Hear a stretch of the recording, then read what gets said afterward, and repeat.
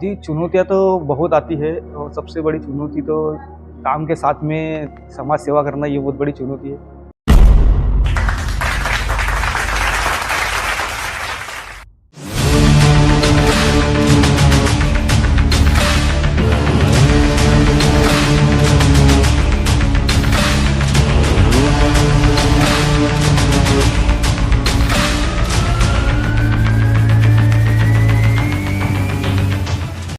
नमस्कार, मैं ऋषभ राज पाठक आपका स्वागत करता हूँ लीड लैब के मंच से। जिस प्रकार हम विभिन्न क्षेत्रों के दिग्गजों से आपको मिलाते हैं, उसी प्रकार एक और दिग्गज जो कि सामाजिक क्षेत्र में कार्य कर रहे हैं, जिनका नाम है सुशील ठाकरे जी। सर, आपका स्वागत है लीड लैब के मंच पर। जी, बहुत-बहुत धन्यवाद ऋषभ जी। सर, आपका एक छोटा-सा परिचय हमारे दर्शकों के लिए। जी, मेरा नाम सुशील ठाकरे है और मैं the Buddhist society of India का नगर अध्यक्ष हूँ और साथ में ज्ञान ज्योति यूथ फाउंडेशन संस्था का संस्थापक। जी सर। सर, सबसे पहला क्वेश्चन हमारा ये रहता है कि आपका जो सफ़र है बचपन से लेके अभी तक का, जैसे कि आप 2 सोसाइटी में वर्क कर रहे हैं और जिससे समाज सेवा कर रहे हैं, तो वो सफ़र कैसा रहा, उसका एक छोटा रूप हमारे दर्शकों। जी, जैसे बचपन तो सभी का रहता है वैसा ही रहा, कुछ इतना ख़ास नहीं। बस ये था कि किसी बात की कोई तकलीफ़ नहीं थी, संसाधनों की कमी ज़रूर थी, बाकी बहुत अच्छे से मेरा बचपन गुज़रा है। मेरी स्कूली शिक्षा भी बहुत अच्छे तरीके से हुई है, किंतु किसी कारणवश फाइनेंशियली फाइनेंशियली समस्या के कारण मैंने स्कूल के बाद में कॉलेज कंटिन्यू नहीं किया था, किंतु बाद में कुछ समय बाद जैसे ही मेरी फाइनेंशियली स्थिति अच्छी हो गई थी, उसके बाद में फिर मैंने कॉलेज कंटिन्यू किया। जी सर। सर, जैसा कि आपने बताया कि आप ज्ञान ज्योति यूथ फाउंडेशन के संस्थापक हैं, तो वो जो आपकी संस्था है, वो क्या कार्य करती है? जी हाँ, हमारी संस्था का कार्य ऐसा है कि जो भी लोग जो भी छात्र किसी कारणवश स्कूल छोड़ चुके हैं या जो डिस्कनेक्ट हो चुके हैं, हम उसको शिक्षा के धारा से जोड़ने का कार्य करते हैं और शिक्षा के लिए जो भी उनको मदद हो सके वो देने का प्रयास करते हैं। जी सर। सर, हम लोगों ने एक और कुछ हमारी टीम ने मुझे बताया था कि आप एक और कोई सा कार्यक्रम चलाते हैं जिसमें बच्चों को सब्जेक्ट सिलेक्शन से रिलेटेड भी आप कुछ कार्यक्रम करते हैं।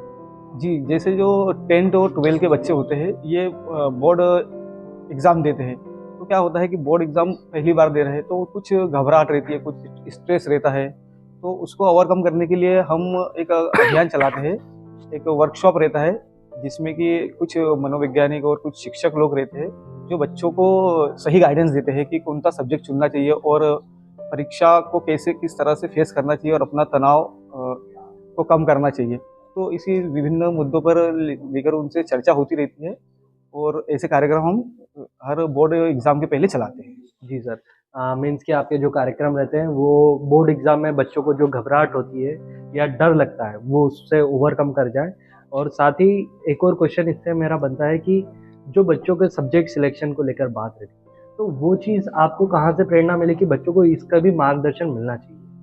जी, उसकी प्रेरणा मुझे स्वयं मेरे साथ में एक ऐसी घटना हुई थी कि जिस समय मैं 10th क्लास में था, तो मुझे करना था इंजीनियरिंग, किंतु कोई सही मार्गदर्शन ना होने के कारण और दोस्तों के बातों में आके मैंने कॉमर्स ले लिया, जो कि इंजीनियरिंग के लिए उपयुक्त नहीं था। तो वो बाद में जाके मुझे वो बात रियलाइज़ हुई कि मैंने गलत सब्जेक्ट सिलेक्शन कर लिया है।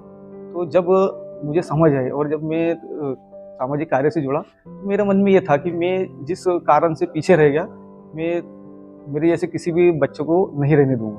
तो इसी से मेरे को ये प्रेरणा मिली थी। जी, मीन्स कि है ना, मार्गदर्शन की कमी के कारण कहीं न कहीं मेरा आप लॉस हुआ है। जो चीज़ का आप सपना देख रहे थे वो पूरा नहीं हो पाया। जी। तो आप चाहते हैं कि अब मैं मेरी संस्था के द्वारा ऐसे कार्य करूँ कि कोई भी विद्यार्थी बिना मार्गदर्शन की कमी के कारण असफल ना हो।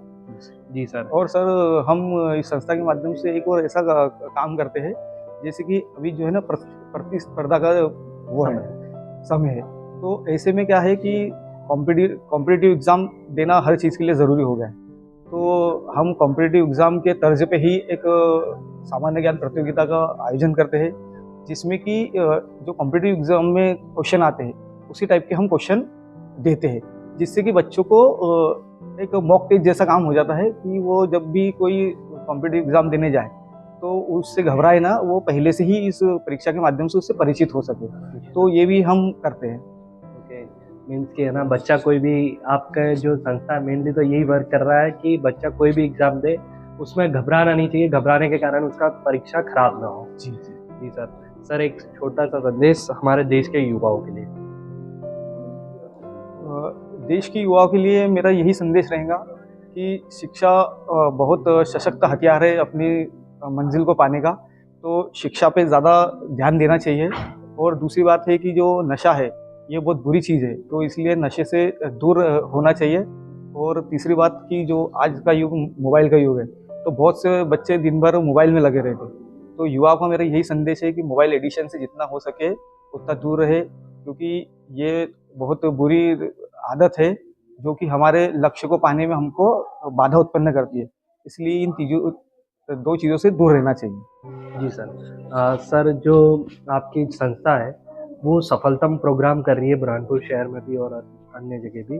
तो वो जो सफल आपके कार्यक्रम हो रहे हैं, उसका श्रेय आप किसको देना चाहेंगे?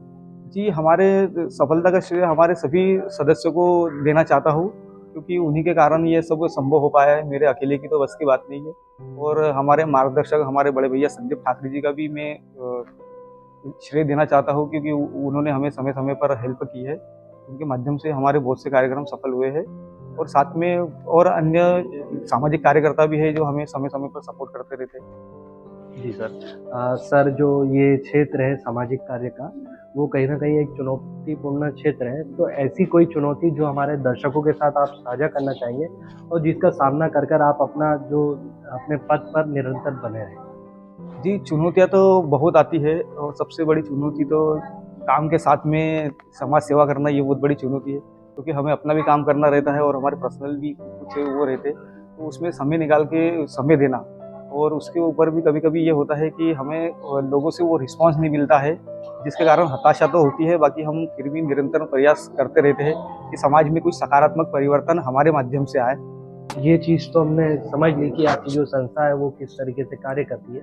साथ ही हमें पता है, हमारी टीम ने बताया कि आप कोई संस्था के, और आपने भी अभी अपने परिचय में बताया कि आप कोई संस्था में नगर अध्यक्ष भी हैं। तो वो संस्था का क्या कार्य है और उसके थ्रू आप क्या कार्य कर रहे हैं? जी, मैं दी बुद्धिस्ट सोसाइटी ऑफ इंडिया अर्थात भारतीय बुद्ध महासभा, जो कि परम पूजनीय डॉक्टर बाबा साहब अम्बेडकर जी द्वारा स्थापित की गई है। और इस संस्था का काम है कि देश ही नहीं, दुनिया में बौद्ध धर्म का प्रचार प्रसार करना। जो भगवान बुद्ध ने अपने उपदेश दिए हैं जीवन में, और जो उनके विचार है उनका प्रचार प्रसार करना। तो मैं मेरी टीम के साथ में हम समाज में, नगरों में जाके गाँवों में जाके हम बौद्ध धर्म का प्रचार प्रसार का भी काम करते हैं, जिससे कि समाज में एक जन जागृति आए और समाज में कुछ अच्छा हो। जी, जी सर। सर, आपने लीड लैब के मंच के सभी प्रश्नों का जवाब जो है बड़ी बखूबी तरीके से दिया। हमारा अंतिम प्रश्न है कि इस मंच पर आकर आपका अनुभव कैसा रहा?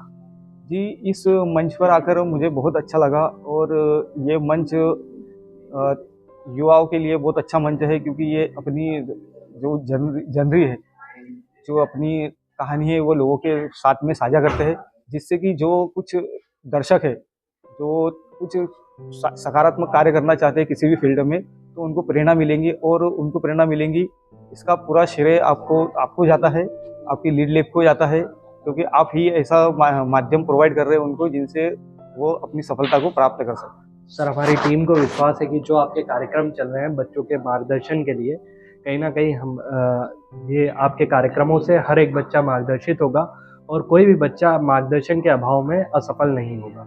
बहुत-बहुत धन्यवाद।